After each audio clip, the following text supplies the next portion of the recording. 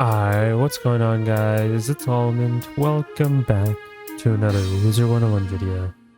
In today's video, we're going to be looking at how to farm high Loremagus in Wizard101. Now, I've already uploaded a video about this literally right when it came out. I think whenever high Loremagus came out or whatever, I made a video about it back in the past. But eventually time has changed and, things will get patched, whatever. So I've been slowly revisiting all these key bosses like I said in my previous videos, so I can show you guys the new updated strats for 2024. And if stuff does get patched even more down the line, I will gladly go back to a lot of these videos and showcase more strats that you guys can do for these fights. But I want to do High Loremagus next because I've already maxed out the spells from High Loremagus, so I've already farmed it plenty of times. Eventually there'll be a video talking about the tier 5s of the spells, of course. But for today's video, I just want to focus on how to actually do the fight, whether it be 1 round or 2 round.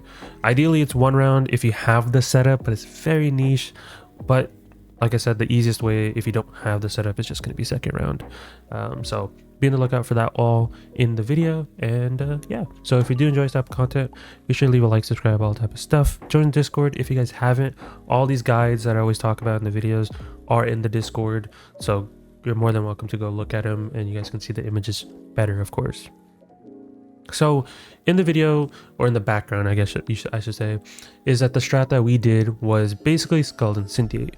But if you guys know how High Loremagus works, is that you can't play on your own school. So this fight basically introduced dual schooling when, dual schooling was just slowly on the rise. So this is what you have to do in the fight in reality. Now this requires a niche setup, but I've seen a lot of players that I at least play with, or at least are in my Discord, or just watch me in general on stream, have these setups. And that's having a pet that has Will Cast Hex and Will Cast Curse. Now, if you have Will Cast Hex and Will Cast Curse on your pet, this will make the fight so much more easier. If you guys don't know about Will Cast, I eventually will make a video regarding Will Cast, but it's such a really good thing to have on your pet, because you can use it round 1 and your pet just casts it for you, right? Literally, you can pick a card and then as well your pet will cast a card with you. So you're getting basically 2 cards for the price of 1. Or in the same round, I mean. So it's very nice to have, and I highly recommend. I think in my previous videos where I said like essential pets to make, having Hex or Curse on your pet is very essential in my opinion. So what you're going to do is the person in slot 1 is going to do Backdraft and Hex. The order doesn't really matter. I think just whoever's the 6th or the 4th person has to be in the last slot. Of course, it can't really change. But slot 1, 2, and 3, you can switch up a little bit if you need to. But I'd say switch only 1 and 2. 3 and 4, just leave them alone. But you will do Backdraft item card. The item card Backdraft is on a couple pieces of gear. You can get it on the hat, which most people have it on. I believe there's a pair of boots as well. But basically you need that, and you need a Fire Mastery. Fire Mastery you can get from so many sources. The easiest source if you just really want to have a Fire Mastery and you don't care about the stats is the Squid Boss, which I've already made a video about that as well. But you need to have Backdraft and Will Cast Hex, or Backdraft and Will Cast Curse, and then just switch with the other person. Because the other person is what they're going to do is they're going to do a Sharpen Ellie Blade on the hitter. The hitter is of course going to be using Scald, but the person that's using Sharpen Ellie Blade is also going to be doing Will Cast Hex or Will Cast Curse. Whatever's left, right? You don't want to have 2 people do Will Cast Hex and you don't want to have 2 people do Will Cast Curse, because they do not stack. You want to have 1 person do Hex and 1 person do Curse. You just can choose between you and your teammate who's going to do what.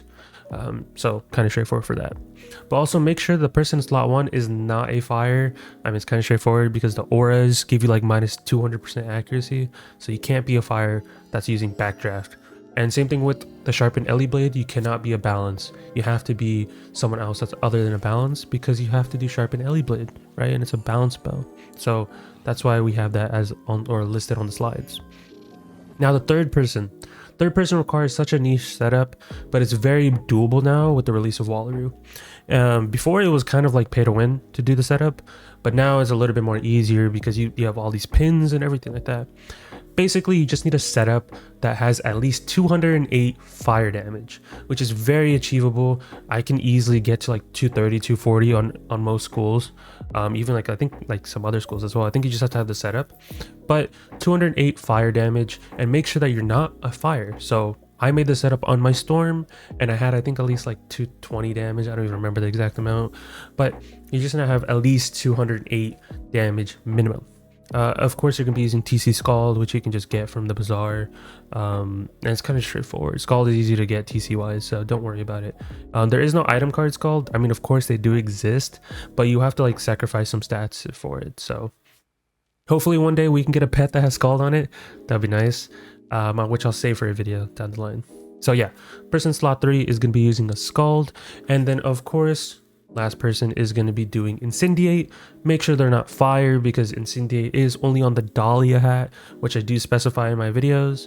So you have to have the pack to be able to get that. And then of course you need the Decathlon deck. Decathlon's going on right now. That will probably be tomorrow's video talking about Decathlon, but do Decathlon, do it. You need to get that 2-pip deck. At least get to deck 5 and don't touch Decathlon if you don't really care about it after that. But if you enjoy it, keep it going. So that's it for the strat that's shown in the background. Now there's some stuff that you can change to even make this like the animation wise a little bit faster. And you know, there's 2 other strats which I would recommend. The other strat is having the person that does do backdraft have a Decathlon deck as well. Then you don't have to have 2 people who do will cast Hex or Curse. The other person can do literally Hex or Curse. So in reality, you're doing the same strat, but all it is the person that has backdraft can have a Decathlon deck to save some animation time. Would I recommend this strat over the other one? Yes, but it does require more setup because you need 2 people with Decathlon deck, not just 1. So if you want to speed up the fight just a little bit more and you don't want to deal with as much animation, have a person that has a Decathlon deck that does have the backdraft hat. And of course you need a fire mastery, so keep that in mind when doing that setup. Now you're like, Almond, I don't want to do Scald, I don't want to do Incendiate, these strats are inaccessible, what do I do if I don't have any of this stuff? Well, the only other way of defeating the fight because you can't really do it one round without Scald and Incendiate. The only other way that you can do this is just blading up another person or blading up the last person and just hitting with a different AoE.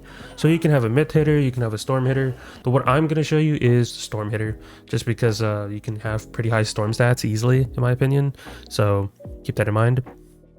So basically what you're going to do is you can rearrange these cards however you want. Just make sure the person that's last is staying in the last position and don't switch their cards. But person 1, 2, and 3 can switch their cards between each other if you guys want to have a balance on your team, because I know doing all these spells, or like, okay, you're like looking at, well, maybe I have a balance on my team, he can't fit this position.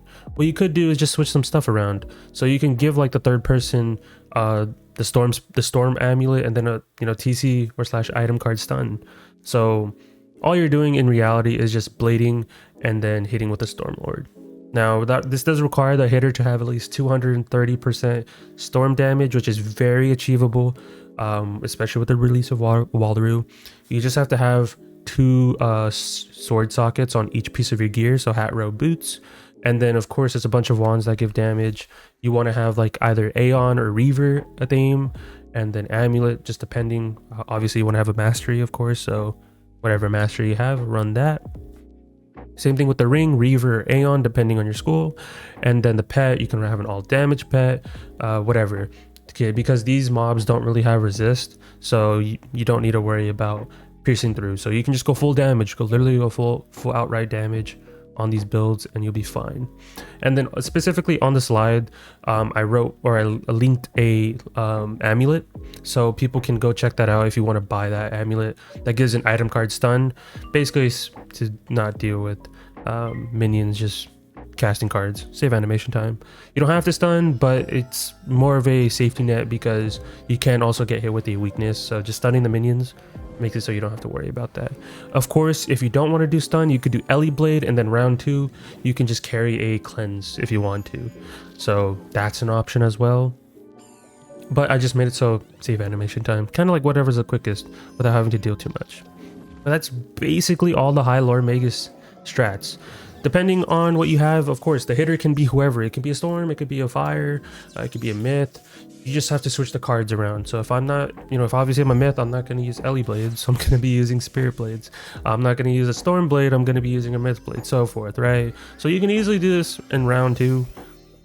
So don't make it seem like it's inaccessible. It's very accessible, all these strats. And what I've been trying to do now is just, I don't want to have a million different strats on all these slides, because people do request that, like, hey, can you make a strat if I have this. It's kind of just straightforward. I just pick whatever's optimal in my opinion and just put it on the slides. So if people really want me to, I can make separate ones, but I just pick whatever's the fastest and what I'm acquainted towards. So there's that. But that is it for the video, guys. Hopefully you guys enjoyed me talking about high Loremagus.